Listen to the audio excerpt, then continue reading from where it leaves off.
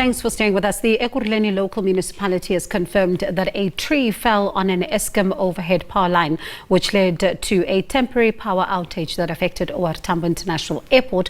Now, according to the airport's company, South Africa, the power disruption happened on Thursday evening, just after 7 p.m. Let's get more details now. We speak to Eskom Gauteng spokesperson Amanda Qithi, who is joining us. And now, Amanda, good evening. In fact, good afternoon to you. Thank you so much for your time and compliments of the season. I'm glad to see I'm not the only one working around this time. Let's talk about what happened. How did this tree fall? Do you know? Good afternoon, Bongiwe, and good afternoon to your viewers, and compliments to you and compliments of the season to the viewers as well. Yeah, indeed, we did have a power line that affected the city of Ekurhuleni Municipality, and then as a result, the airport was affected as their customer. What happened is that there is a tree that where our power line is passing, that the branches of that tree, they made contact with the power line, and it snapped, and as a result it affected electricity supply to the city of Ekurhuleni Municipality. So it had nothing to do with the weather, it just happened?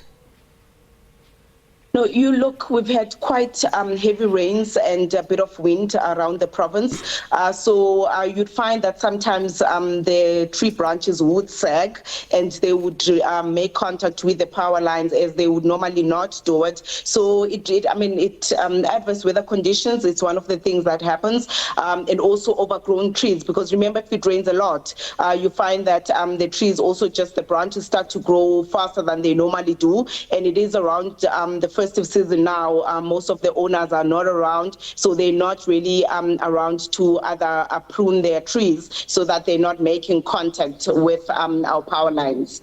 And when it comes to disruptions, I know that ACSA, for example, is saying that for them, backup generators came up in 15 seconds. There was definitely nothing impacted when it comes to their work. But were there any other areas outside of OR Tambo that were impacted?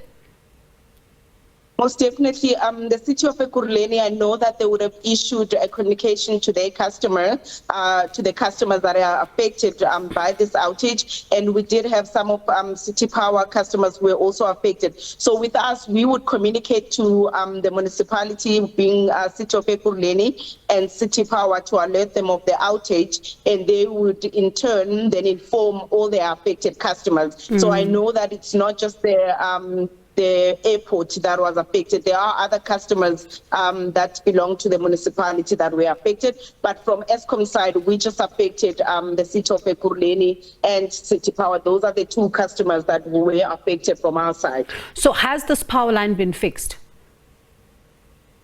Most definitely, we did. The interruption happened just after 7 p.m.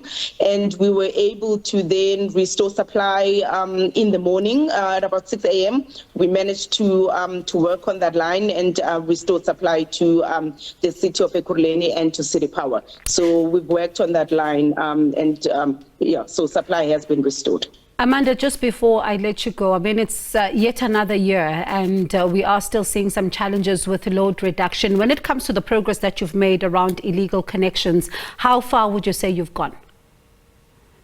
Look, it's an ongoing problem that we have, and this is where we really do partner a lot with law enforcement agencies. But I think our biggest request is really to the communities to say that when they do see people that are conducting these illegal connections, they need to alert us or the law enforcement agencies, because I think more than the concern of energy losses and revenue, I think our biggest concern is around safety of the communities, because you'll find that these illegal connections are running around soccer fields, around the streets in the communities, and as a result, you find that the kids are the ones who get affected by the illegal connections. It's a struggle. We'd remove the illegal connections. A few days after, you'd find that the communities have gone back and they've put up the illegal connections. So it's a process. It's something that we have to continue to do.